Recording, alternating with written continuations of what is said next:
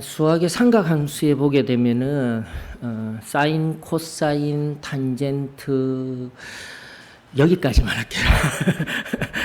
이런 얘기 계속 하게 되면은 저조차도 저는 수학 잘 모르고요. 산수만 할 수 있는 사람입니다. 그리고 특별히 우리 젊은이들은요, 이과 다 학석 박사님들이셔요. 우리 젊은이들, 여기 있는 젊은이들 다. 그리고 오히려 그들이 다 수학 잘해요.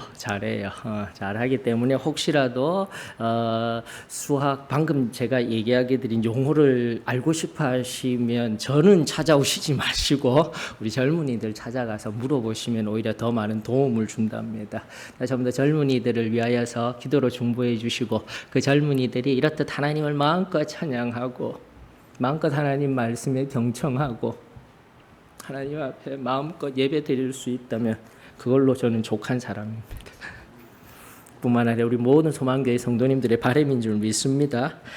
근데 이제 다른 얘기를 하려고 하는 것이 아니라 죄송해요. 어쩔 수 없어요. 탄젠트 90도라는 것 각도가 있습니다. 90도 각도. 탄젠트를 구하는 하나의 한 점의 공식을 구할 때 그것을 무한값, 극한값이라고 이야기를 합니다. 그리고 아예 그런 건 없다라고 이야기를 하는 것이 탄젠트 90도라는 용어입니다. 그러나 그거 지금 수학 얘기를 하고자 하는 것이 아니라 칼바르트라는 한 신학자가 로마서 주석에 보게 되면은 바로 하나님이 이 땅 가운데 죄로 인하여서 죽을 수밖에 없는 인간들을 위하여서 결코 이해될 수 없는 그분이 이 땅 가운데 계시로서 자신을 내어주시면서 찾아오신 성육신, 십자가, 부활, 이 모든 계시의 사건을 바로 탄젠트 90으로 묘사하고 있는 거예요. 즉 휘어진 선이라는 이 동그란 인간의 역사의 선 속에서요 수많은 하나님의 계시의 직선들이 만났지만 만나지 않은 것과 같은 그 탄젠트 90도라는 현대인들이 이해할 수 있는 그 용어로 하나님의 내밀한 비밀을 표현한 것이 특별히 성령의 일하심을 표현한 것이 신학 안에서의 설명입니다. 그러나 그 설명도 명확하지 않습니다. 철학은요, 아예 그러한 신의 계시, 신이 하시는 일들에 관하여서 알 수 없는 것은 말하지 말아라 라고 이야기를 하고 있는 거죠. 존재 없음과 똑같은 것입니다. 그리고 신학은 무한하신 그 하나님을 설명할 수는 있으나 이해할 수 없는이라고 표현할 수밖에 없어요.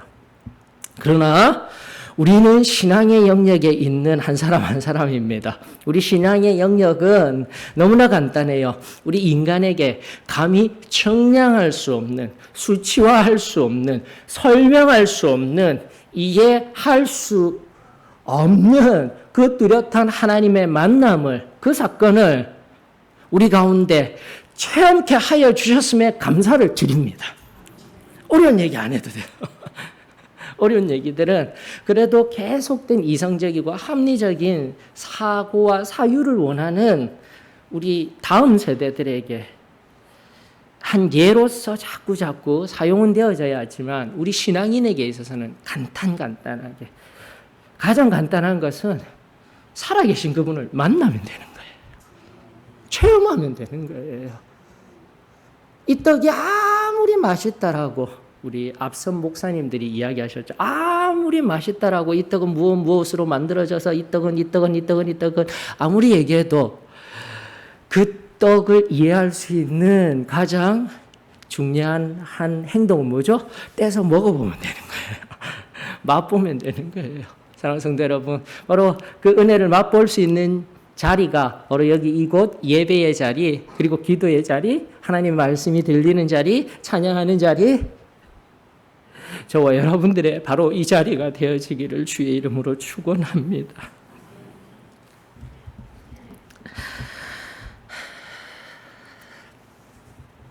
인간에게 있어서는 결코 이해될 수 없는, 이해되어져서는 결코 신이라고 불리어질 수 없는 그 분의 뚜렷한 만남의 비밀.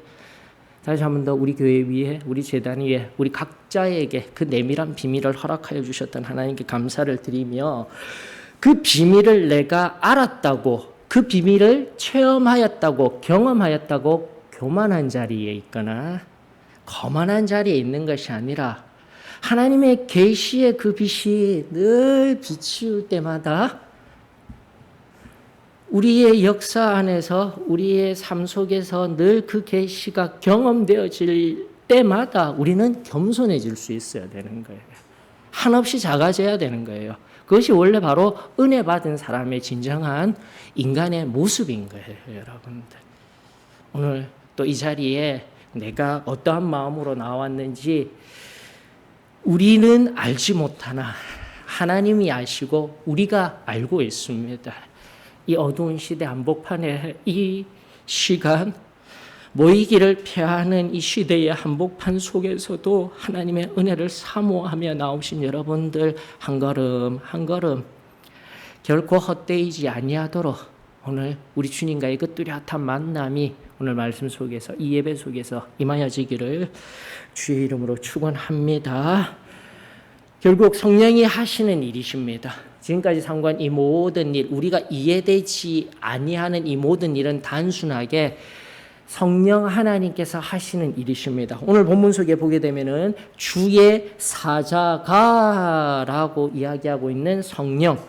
왜 성령이라고 이야기합니까? 이 모든 이야기를 말하고 있는 26절로부터 40절까지 이 한 사건 속에서요, 주의 사자가 빌립에게 말하여 이르되, 그리고 26절에 보니까 그 주의 사자를 나타내는 용어가 바뀌어져 있네요. 성령이 빌립더러 이르시되, 그리고 39절에 보니까 주의 영이 빌립을 이끌어 간지라. 지금 성경이 말하고 있는 이 모든 일들의 실제적인 일하심의 주인공은 바로 성령 하나님이십니다. 그리고 나아가 우리 오늘 소망교회 위에 일하시는 분도 성령 하나님이십니다. 우리의 영혼을 꼭 붙드시며 이끌어 주시는 분도 성령 하나님이십니다. 우리에게 말씀하여 주시는 분도 성령 하나님이십니다. 예배, 설교자, 예배당, 좋은 음악, 이 모든 것은 도구일 뿐입니다.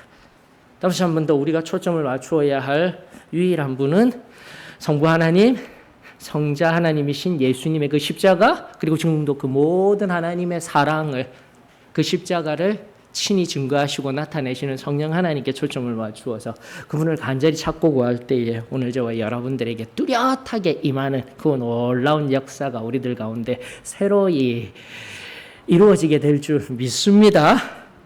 여러분들 사도행전 1장 8절, 사도행전의 서원이 되어지게 되는 선언이죠. 우리가 잘 알고 있죠. 사도행전 1장 8절, 오직 성령이 너희에게 임하시면 너희가 권능을 받고 예루살렘과 온 유대와 사마리아와 땅 끝까지 이르러 내 증인이 되리라. 지금까지 상고한 성령께서 우리가 알듯 모든 인생의 역사 가운데 일하신다라는 그 커다란 이 논제, 너무 어렵죠. 이 문장 앞에, 이 말 앞에서 다시 한 번 더 조금 더 좁게, 그렇다면 그 성령이 우리 인간에게 찾아오셔서 역사하셔서 무슨 일을 하시느냐? 1장 8절인 거예요. 바로 권능을 주셔서 땅끝까지 내 증인이 되게 하신다. 이것이 우리들 가운데 새로워졌으면 좋겠습니다. 오늘날 카리스마적인 교회, 카리스마적인 리더십, 지난주에 우리 상고하여 드린 바와 같이 목회자에게 있어서는 그것만큼 쉬운 일이 없어요. 내가 기도해서 성령 줄게, 내가 기도해서 낫게 해줄게, 내가. 하나님이 아닌 교회, 목회자, 다른 공동체, 다른 그 무언가가 주인공이 되어져 버린 오늘 신앙함 앞에서 오직 우리 하나님만이 일하십니다. 성령님만이 일하십니다. 예수님만이 나를 위하여서 피 흘려 주셨고 지금도 피 흘리시며 우리 죄를 해결하여 주시고 용서하여 주시고 자유케 하시는 분이십니다. 이 고백이 우리의 심령으로부터 흘러나와야 합니다. 나는 이 교회에 누가 힘들어? 나는 우리 교회에 이렇게 이 시대에 이 어려운 시대에 이렇게 막 찬송 부르고 비말 막 퍼뜨리고 하는 거 이런 거 싫어. 아니에요. 조금만 세상의 생각들을 잠시만 이 예배의 자리에서는 잠시만 좀 내려놓고 살아계신 하나님 앞에 예배 받기를 원하시는 그분 앞에서 우리의 온전한 믿음을 그분께 내어드리며 그분의 일하심을 그분의 경험됨을 우리 모두가 깊이 누리는 저와 여러분들의 예배가 지금 이 시간이 되어지기를 원합니다. 자, 다시 한 번 더 우리 1장 8절의 말씀 간단합니다. 오늘날 이야기하듯이 어떤 현상, 권능, 능력이 아니라 성령 하나님이 지금도 우리를 예배하게 하시고 성령 하나님이 이 예배를 통하여서 하나님 말씀을 깨닫게 하시고 또다시 성령 하나님이 우리를 만지시며 사랑으로 예수 그리스도의 그 사랑으로 충만케 하시고 하나님의 뜻 무엇입니까? 내가 도구가 되어져서 세상에 나아가 예수 그리스도의 증인이 되는 삶, 이 예배를 통하여서 저와 여러분들에게 깨달아지고 성령 하나님이 경험되어지게 될 때 내가 무엇을 하여야 할지 어떻게 살아야 할지 말씀 안에서 명확히 새롭게 일어서는 저와 여러분들이 되었으면 참으로 좋겠습니다. 그러므로 균형을 가지셔야 합니다. 성령이 권능을 주셨다. 그리고 내게 어떠한 놀라운 기사와 이적을 준다. 옳아요. 그러나 그와 함께 균형을 가져야 되는 시각은 오늘 참 감사하죠. 또 고린도전서 3장 16절의 말씀을 드리며 그분이 내 안에 좌정하시고 내 손 잡아주시고 나와 동행하시는 사람과 같은 인격적인 분이십니다. 이것을 우리가 깨달아야 하는 거예요. 그래서 능력적인 측면에서만 우리가 바라보게 되면 우리의 고난을 우리의 아픔을 잘못 이해할 수가 있는 거예요. 즉 우리가 겪는 고난, 우리가 겪는 고통을 어떤 성령의 힘이 없어서 기도하면서 힘이 떨어져서 능력적인 차원에서만 생각하게 되면 우리 안에 의인의 고난과 고통을 현저히 왜곡하여서 이해할 수가 있습니다.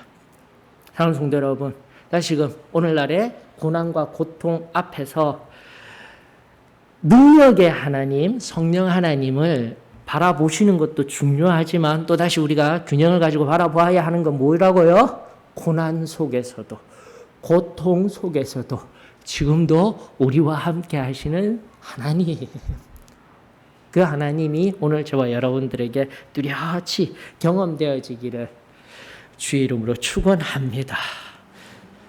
왜 이렇게 고난과 고통 속에 함께 하시는 하나님이십니까? 라고 말할 수 있습니까? 성경이 여러분들 주의 사자가 찾아와서 빌립에게 말한 것이 무엇입니까? 저기 남쪽으로 가되 길을 알려주시네요. 사마리아, 여기 사마리아성 여기서 다른 곳으로 가지 말고 예루살렘으로 가. 그리고 그 예루살렘으로 해서 가사로 가. 성령이 명확하게 알려주셨던 거예요. 그리고 그 가사가 가는 길의 끝은 가사라는 도성이 아니라 광야라고 성경은 말하고 있는 거예요.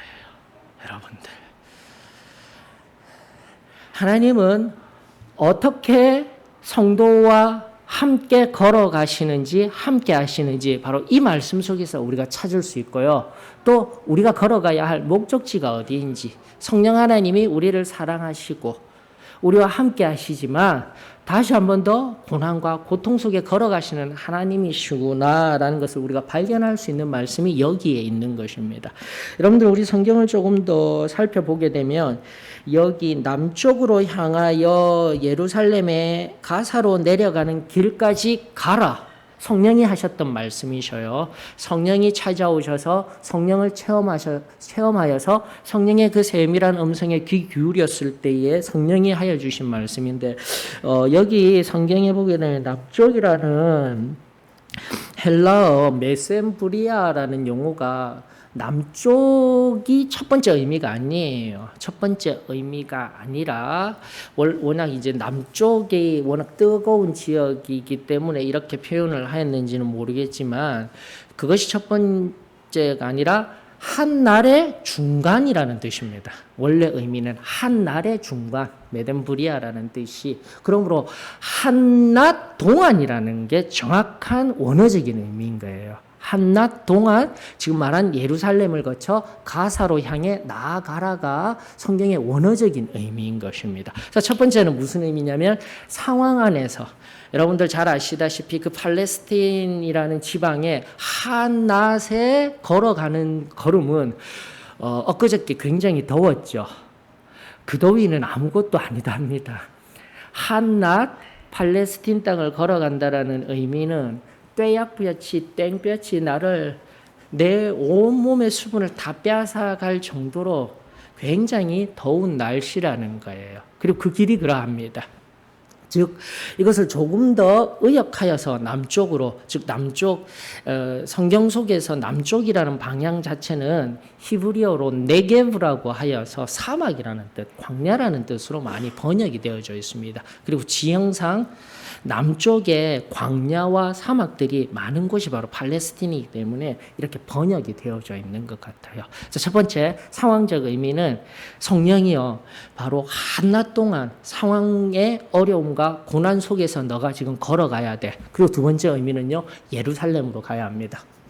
지금까지 쭉 성경을 쭉 강의하면서 우리가 살펴본 바와 같이 여러분 예루살렘은 빌립에게 있어서는 트라우마예요. 제가 이렇게 표현하고 끝을 내지만 여러분들 지금까지 살펴본 바와 같이 지금 빌립은요 예루살렘에서 쫓기다시피 쫓겨나와서 사마리아라는 곳에서 하나님의 은혜로 복음을 전하고 그 복음의 놀라운 큰 기쁨이 그 사마리아 도성에 있는 결과만을 보고 있을 뿐이지 시작은요 나와 함께 하였던 나와 함께 그 온 예루살렘 사도행전 2장을 통하여서 성령 받고 온 예루살렘을 떠들썩하게 하며 기쁨으로 서로 물건을 나누어 주며 가난한 사람들을 구제하며 기쁨으로 함께 섬기며 나아가던 스데반이 돌로 맞아 죽은 곳이 어디입니까? 예루살렘인 곳이에요. 그리고 지금도 환난과 핍박을 주는 것이 어디라고요? 지금 여기에서는요. 이 본문의 근거에서는 예루살렘으로 빌립이 들어가면 안 되는 것이에요. 죽는 곳이에요.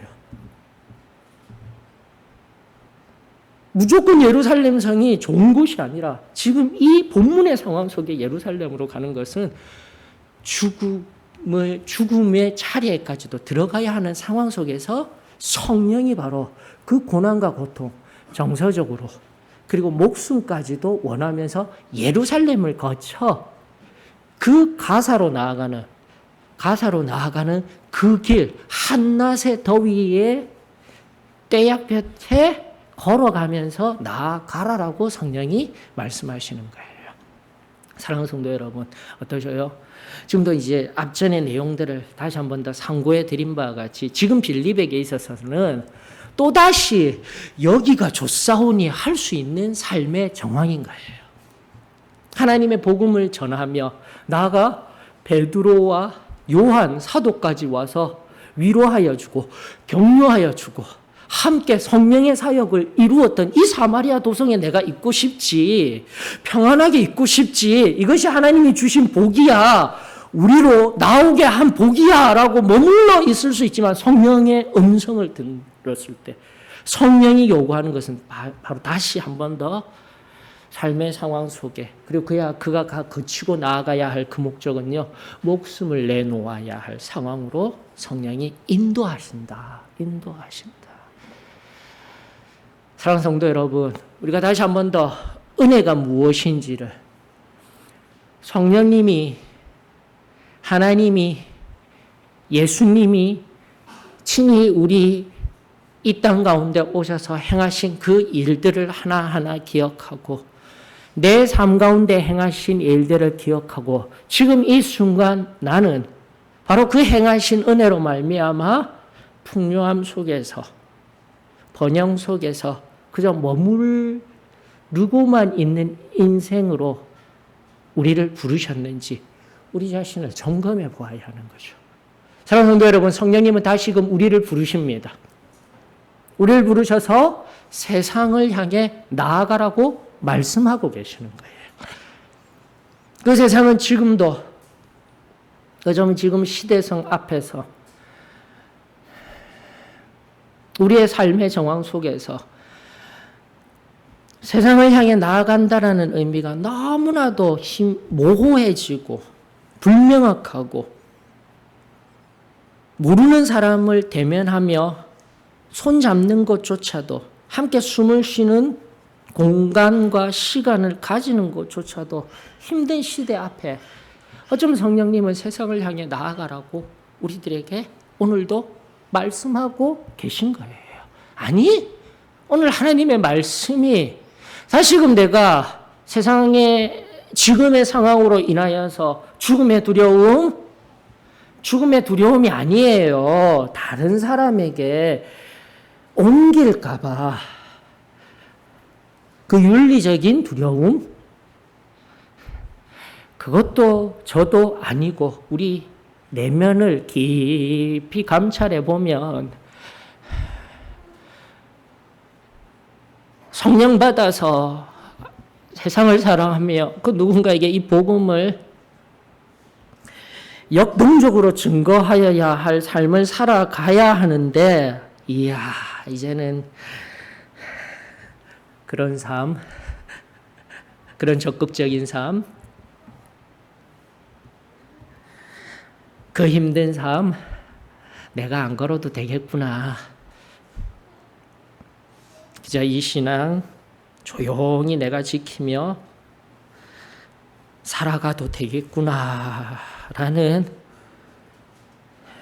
그 어두운 그림자가 우리들에게 짙게 내려올 때에 다시금 성령 하나님은 빛으로 우리들에게 말씀하여 주십니다. 일어나 세상을 향해서 걸어가라. 사랑하는 성도 여러분, 오늘 저와 여러분들에게 내 안에 좌정하시고 나와 동행하시는 그 성령의 내밀한 음성이 우리 소망교회 위에 커다란 울림으로 스피커와 같이 증폭이 되어져서 우리 영혼의 귓가에 울리워지기를 주의 이름으로 축원합니다. 우리가 전통적으로 항상 앞전에 설교자들이 잘 인용하였던 말씀, 마태복음 7장 13절로부터 14절, 특별히 하나님을 깊이 만나고 하나님을 체험한 승리하는 삶을 살아가는 성도는 반드시 이 길을 걸어가야 합니다. 마태복음 7장 13절로부터 14절에 있는 말씀 잘 알고 계시죠? 좁은 문으로 들어가라. 멸망으로 인도하는 문은 크고 그 길이 넓어 그리로 들어가는 자가 많고, 생명으로 인도하는 문은 좁고 길이 협착하여 찾는 자가 적음이라.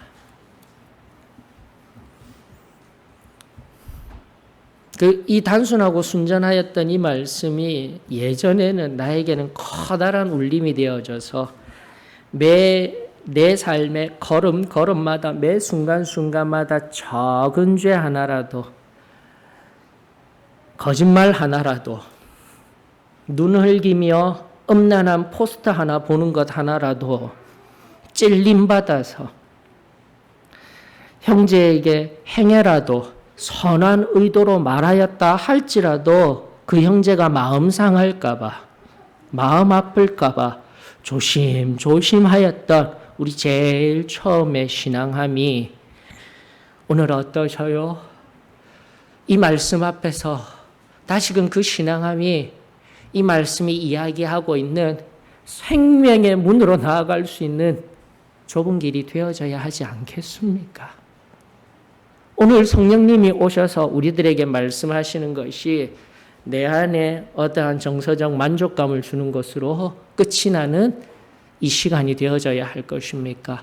아니면 하나님의 결코 만날 수 없는, 결코 이해될 수 없는 그 무한하신 하나님의 은혜와 사랑이 우리를 체험케 하셨던 그 사랑 앞에서 이제 내가 다시금 깊이 깨달아 성령 하나님이 지금 이 순간 우리들에게 무엇라 말씀하고 계신지 사랑하는 성도 여러분, 저와 여러분들에게 새롭게 들리워지기를 주의 이름으로 축원합니다. 하나님은요, 찾아오셔서 세상 안에서 너희가 잘 되기를 원한다 아니셔요. 하나님은 다시금 저 한낱 남쪽으로 향하라는 그 말씀 다시금 원어적으로 해석하였을 때 한낮 동안 땡볕의 고난 속에서 너희의 정서적인 트라우마가 있는 예루살렘 도성을 거쳐 가사 구약 성경 내에서 히브리인들에게서는 가장 두렵고 떨리는 그곳, 옛 대적 블레셋의 새 도성 가사, 아스돗, 그 새 도성 중에 하나인 가사, 곧 세상의 대적자들을 향하여서 이제는 이 복음의 기쁨을 들고 세상을 향해서 나아가라는 뜻이에요. 여러분 성경에 나중에 보게 되면은 39절을 넘어 40절에 보니까 아소도, 가사에서 성령에 의하여서 이끌림 받은 이 빌립이 아소도에 나타났다라고 하였습니다. 이것이 바로 구약 성경의 그 지명 아스돗이에요. 아스돗. 신약에는 아소도라고 되어져 있는 이곳. 바로 구약의 철저한 대적자들.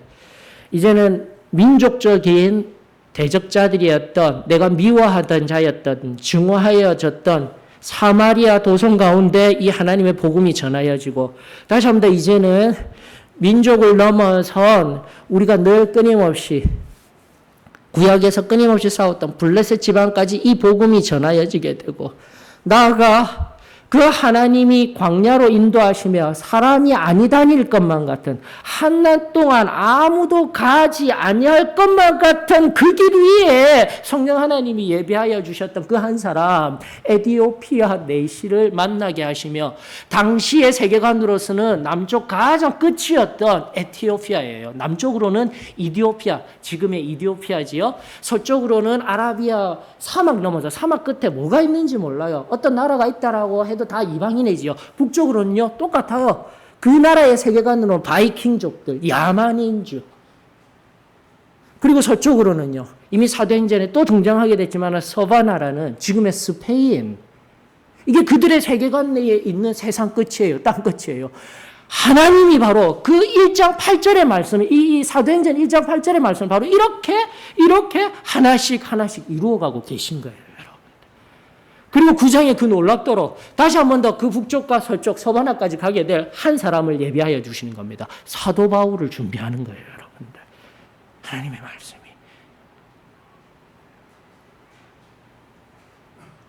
사랑하는 성도 여러분, 내가 지금도 성령을 받았습니까? 그 놀라운 성령으로 말미암아 은혜 받았습니까? 은혜 받은 내가 지금도 해야 할 일, 성령과 동행하며 내가 받았던 그 놀라운 은혜, 삶으로 세상 가운데 땅끝까지 증가할 수 있기를 주의 이름으로 축원합니다. 그러려면은 좁은 길을 걸어가야 돼요. 넓고 지금 말하고 있는 시대에 합당하게 걸어가는 것이 아니라 다시 한 번 더 생명을 건, 목숨을 건 이 좁은 길의 걸음을 걷고자 하는 그 한 사람을 통하여서, 그 하나님의 음성을 들은 한 사람을 통하여서 크고 놀라운 일이 임하여지게 될 줄 저는 믿습니다. 이 말씀을 묵상하는 중에 제가 지금도 원래부터 제 계속해서 위가 별로 안 좋지 않습니까? 그래서 많은 분들이 염려하고 걱정해 주셔서 또 약도 주시고 건강한 것도 막 챙겨주시고 제가 사랑을 참 많이 받고 살아가는 자입니다. 하나님께 감사를 드립니다. 근데 그 사랑받기 이전에 지금으로부터 8년 전 2012년 그때만 생각해도 제가 생각만 해도 저에게도 트라우마예요.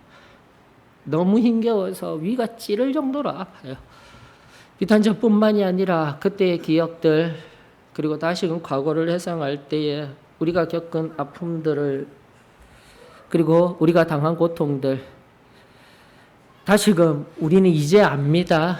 그것은 사람에 의한 것도 아니었으며 상황에 의한 것도 아니었으며 우리 대적 사단이 한 것이라는 것을 이제는 명확히 하십시다.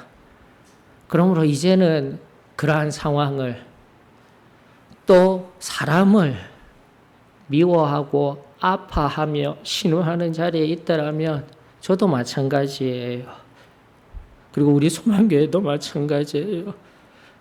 오늘 이 시간 성령 하나님이 오셔서 이 어려운 시대에 예루살렘을 향하여 나아가라라는 이 빌립에게 임하신 말씀과 같이 그 쓰리고 쓰린 아픔의 트라우마들 다시 한 번 더 기억하시며 바로 이곳에서 그 기억의 흔적들, 상흔들, 아픔들 오직 우리 주님이 만지시며 그 보혈로 덮으시며 깨끗하게 치료하여 주실 줄 저는 믿습니다. 그 은혜가 우리 가운데 새로이 임하여지기를 간절히 원합니다.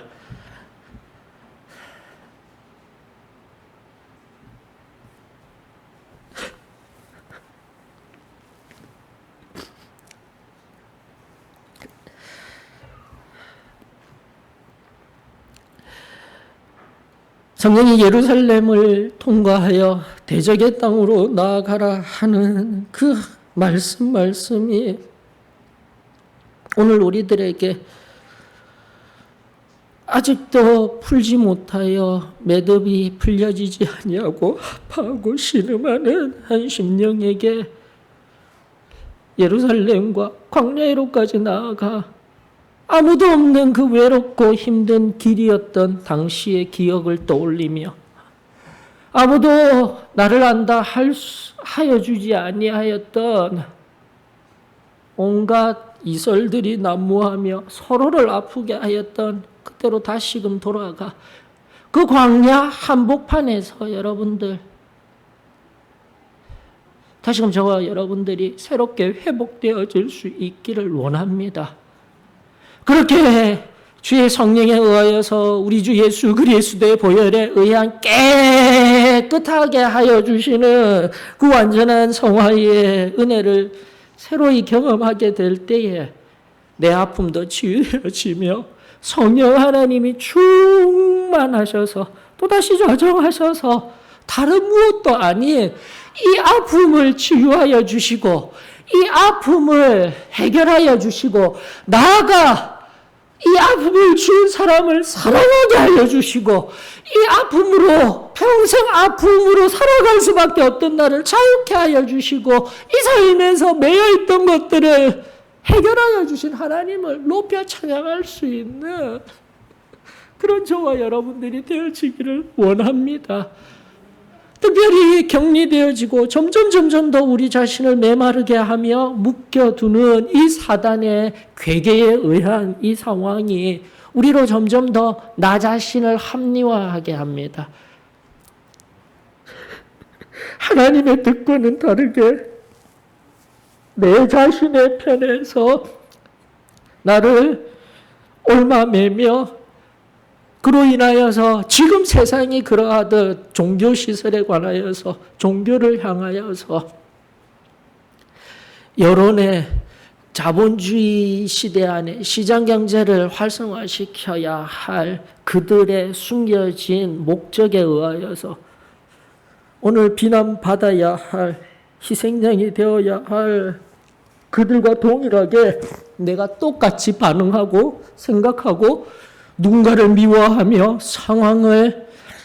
상황 때문이라고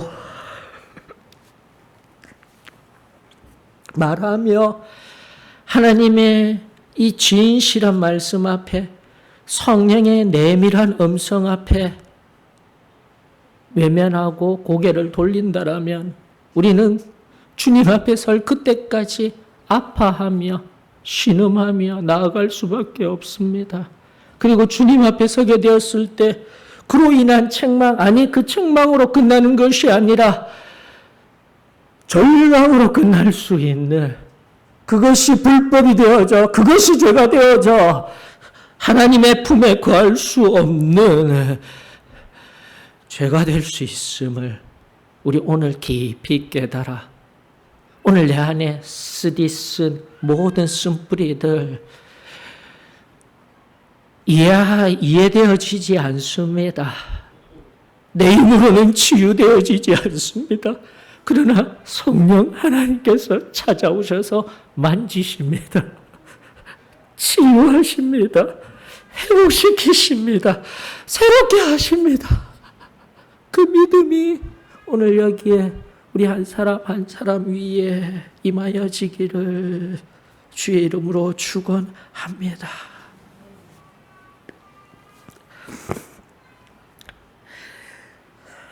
결론으로 향해서 나아가십시다. 여러분, 구약에서 하나님의 계시가 임하여졌을 때, 즉 하나님이 누군가를 부를 때, 사람을 부를 때에 우리가 할 수 있는 가장 확실한 반응, 힘내니, 주님 내가 여기 있습니다. 주님 내가 여기 있습니다. 계속해서 말씀을 통하여서 증거하고 있습니다. 첫 번째 이것이 필요해요. 여러분들에게 있어 하나님의 말씀은 무엇입니까? 그저 내 안에서의, 내 속에서의 내가 원하는 음성만이 하나님의 말씀입니까? 지금 이 순간 이곳에서 선포되어지는 말씀이 하나님의 말씀이 되어지기를 주의 이름으로 축원합니다. 그리고 내가 여기 있습니다. 고백할 수 있어야 되는 거예요. 그리고 그 말씀 앞에 서서 주님, 내가 여기 있습니다. 성령의 더 내밀한 음성을 듣기를 원합니다. 주님, 말씀하여 주시옵소서. 힘내니 하게 될 때에 우리 주님이 찾아오셔서 우리 안에 모든 쓴뿌리들 완전하게 맑게 뽑아내어 주시고 씻겨 주실 줄 저는 믿습니다. 그것이 바로 우리가 성결함 받는 비결이었으며, 그렇게 비고빈 자리 위에 성령의 침례 부으시고 은사적인 역사가 아니라 주의 사랑으로 가득 채워져 세상을 향해 승리의 삶, 곧 누군가를 진정으로 사랑할 수 있는 삶을 살아가게 되는 것이죠. 지금까지 진술한 바와 같이 이 빌립은요, 바로 이 구약적인 힘낸 일을 당연하게 응답하였고요. 27절에 구약을 넘어서 신약 성경을 바라보게 되면요, 제자들로부터 이 사도행전, 복음서를 통과한 제자들, 그리고 여기에 등장하고 있는 빌립, 물론 제자입니다. 이 빌립, 그리고 초대교회 때 모든 일들, 신약적인 의미들은 뭐냐면은 힘내니 하고 내 존재를 하나님 앞에 나 여기 있습니다로 끝나는 것이 아니라 성경은 말합니다. 일어나 가서 본다라는 거예요. 하나님의 은혜가 임하면은요, 가만히 앉아서 그 은혜에 그냥 충만하여져서 내 기쁨으로 끝나는 것이 아니라 하나님 감사합니다. 심령의 고백으로서 시편에서만 머무는 것이 아니라 복음서를 넘어서 사도행전으로 넘어가야 돼요. 그리고 계시록을 향하여서 종말을 향하여서 우리가 살아내야 되는 거예요. 이것이 하나님께서 한 권의 책으로 창세기로부터 요한계시록까지 주신 하나님의 놀라운 계시입니다. 여러분들, 하나님 뜻인 거예요. 우리가 여기에 머물러 있으면 안 되는 거예요. 그래서 하나님의 놀라운 뜻을 발견하고 그분의 은혜를 체험하였다라면 기도 때에서 기쁜 마음으로 일어나듯, 기도 때에서 응답받았듯 그 기쁨과 그 은혜의 충만함 속에서 세상을 향해 나아가 세상 속에 우리 주님을 증거하고 살아내는 삶. 그래서 사도행전 1장 8절 지금도 빌립이 아무 말 없이 지금 이 사마리아 성에서 누리고 있는 번영, 이 모든 것 다 내려놓고 트라우마가 있는 예루살렘을 향하여서 내려가고 또 그 한낮의 더위에 가자 쪽으로 향하는 그 광야에 가서 사람도 없는, 누가 거기에 이 한낮에 사람이 있단 말이야 투덜거리며 가는 것이 아니라 즉각 일어서 나아가는 제자들과 같이, 바로 이 빌립과 같이 오늘 여기에 우리 소망교회의 한 사람 한 사람이 하나님의 말씀 앞에서 그렇게 반응하며 은혜로 충만하여지기를 주의 이름으로 축원합니다. 여러분들이 우리가 이것이 하나님의 말씀을 안다라는 의미인 거예요. 오랫동안 신앙을 하고 하나님을 체험하였으며 하나님의 말씀 앞에 내가 경험한 적이 없습니다. 고백되어진다라면 오늘 믿음으로 나와 엎드려 하나님 내가 여기 있습니다. 그리고 하나님의 그 만지시는 은혜를 통하여서 넘치도록 채우시는 그 은혜에 의하여서 일어나 세상을 향해 걸어갈 수 있는, 나아갈 수 있는, 그리고 내 가정을, 내 직장을, 내 학교를, 내 이웃을 직접 살피고 직접 보며 하나님의 크고 놀라운 일이 예비되었음을 우리 또다시 목도할 수 있는 저와 여러분들이 되었으면 좋겠습니다. 결론 맺으십시다. 성령 하나님이 지금도 우리에게 찾아오셨습니다. 일어나야 합니다. 그 하나님이 오신 것으로 만족하지 말고 내 안에 자정하는 것으로 만족하지 말고 사랑으로 일어서야 합니다. 헌신함으로 세상을 향해 나아가야 합니다. 그리고 믿음으로 성령 하나님이 그것이 광야와 같은 트라우마가 있는 예루살렘이라 할지라도 관계를 개선하고 사랑하고 섬기며 나아가게 하시는, 자유케 하시는 성령 하나님의 예비하신 크고 놀라운 은혜가 있습니다. 이 믿음으로 바라보며 한 주간도 주 안에서 승리하는 저와 여러분들이 되어지기를 원합니다. 오늘도 고백하십시다. 하나님 은혜가 필요합니다. 전날 나에게 주셨던 그 내밀한 체험적인 신앙의 은혜들 우리들 가운데 오늘 나의 기도에 새롭게 역사하여 주시옵소서. 그 고백과 함께 또다시 찬송 부르며 기도하며 세상을 향해 넉넉히 승리하는 저와 여러분들 되십시다. 찬송가 442장입니다. 442장 부르시면서 일어나 세상을 향해 나아가며 세상 속에서 일하실 성령 하나님의 놀라운 일들을 경험하십시다. 442장입니다.